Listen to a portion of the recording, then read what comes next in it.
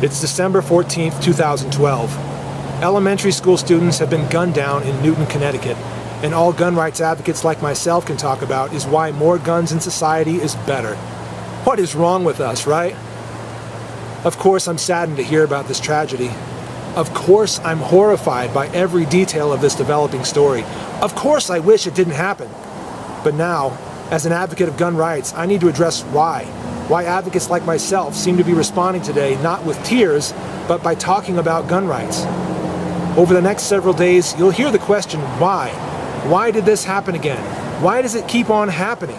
How do we stop it? Those questions will inevitably lead to arguments from both sides. No one should have guns. More people should have guns. There will be countless arguments presented supporting each side from voices in politics and the media. Some of the loudest voices will make confident statements claiming that new restrictive laws of one form or another are the answer, that gun rights advocates are perpetuating a culture of violence, and that political groups like the National Rifle Association should share the blame for the deaths that occurred. Get rid of the guns and you'll get rid of the violence. This will be the narrative. Many other voices, like mine, voices that don't have such a tall podium to speak from, will cite numerous instances in which guns were used to stop violent attacks. They will passionately assert that tighter gun laws only affect law-abiding citizens, making them easier targets for criminals and deranged individuals. You'll hear repeated arguments against the total lie known as gun-free zones, especially since Sandy Hook Elementary School is one of those kinds of zones. You'll also hear that more guns in the hands of good people is the answer.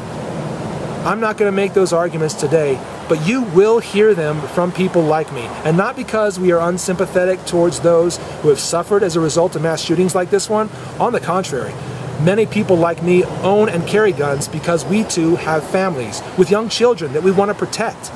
This makes us incredibly sympathetic to the losses suffered by those Connecticut parents today. We make these arguments, and we make them repeatedly, because we know that our voices are small and will land on very few ears, while the voices coming from the other side are very big, and they'll have the sympathetic ears of the nation. Those of you who regularly tune into my YouTube channel probably already side with me on gun rights issues, but I hope this video has broader reach than that. I hope some of you listening now do think that gun rights are a bad thing. If that's you, if you disagree that guns in the hands of good people can stop atrocities like this, I'll just ask you to remember that the good people who showed up at the scene of this shooting to help the victims and stop the shooter showed up with guns.